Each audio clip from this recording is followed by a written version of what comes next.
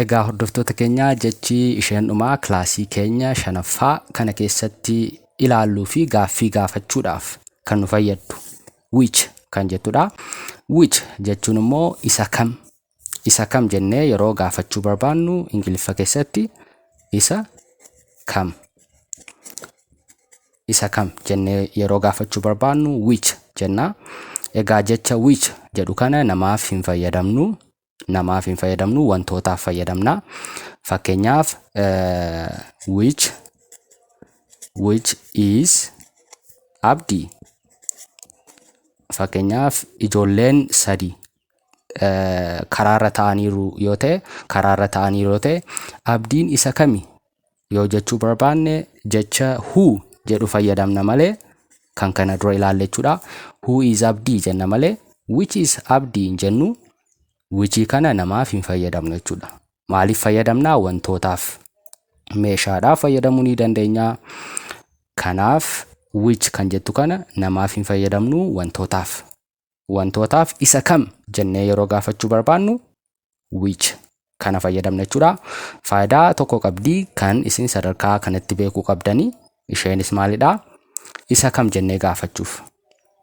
Fakkeenyaaf which is yours this or that yoon jedhe amma maal jechuu kooti? Isa kamtu keeti kana moo sana. Or jechuun moo akka jechuuti gara fuula duraatti ni barannaa jecha kana. Or jechuun as keessatti amma moo kan jettutti kamti. Which is yours jechuun moo kan kee.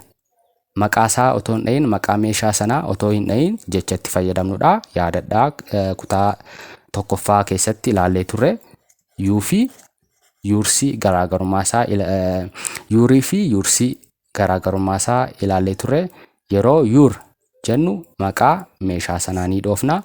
Yeroo yours jennu immoo maqaa meeshaa sanaa hin dhoofnu jechuudha. Which is yours kamtu keeti akka jechuuti yookaan isa kamtu keeti.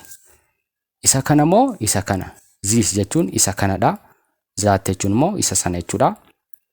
Isa kam jennee yoo gaafachuu barbaanne fakkeenyaaf kitaabota sadiitu jiru haa jennu yookaan kitaabota lamatu jiru haa jennu. Kitaabota lamatu jira. Hiriyaa keenyaan kitaaba lama kana keessaa isa kamtu kan keeti yoo jechuu barbaanne jecha which jedhu kana fayyadamuu ni dandeenya. Which is yours isa kamtu keeti. Isa kana moo isa kana. This or that jennee gaafachuu ni dandeenya jechuudha. Yeroo your kan jedhu fayyadamnu immoo maqaa macaafichaa dha'uun dirqama jechuudha. Which is your book jenna.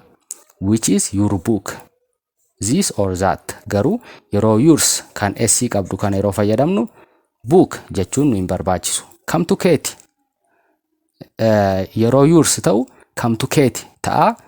Yeroo your ta'u immoo macaafa kamtu keeti jennee akkasitti gaafachuu ni dandeenya jechuudha. Isheen lammaffaa which is your car. Fakkeenyaaf konkolaataa sadiitu dhaabbatee jira taanaan hiriyaa keessaniin konkolaataa kamtu keeti jennee yoo gaafachuu barbaanne which is your car. Your jechuun kan keeti. Which jechuun immoo isa kamtu kan keeti. Fakkeenyaaf bilbiloota shantu jiru yoo ta'e fakkeenyaaf sadiitu jiru yoo ta'e hiriyaa keessaniin bilbila isa kamtu keeti yookaan isa kamtu kan keeti yoo jechuu barbaanne which is your phone jennee gaafanne jechuudha. Egaa hordoftoota keenya jechi which jettu namaaf hin fayyadamnu garuu meeshaadhaaf isa kamtu keeti jennee namoota gaafachuudhaaf kan itti fayyadamnudha jechuudha.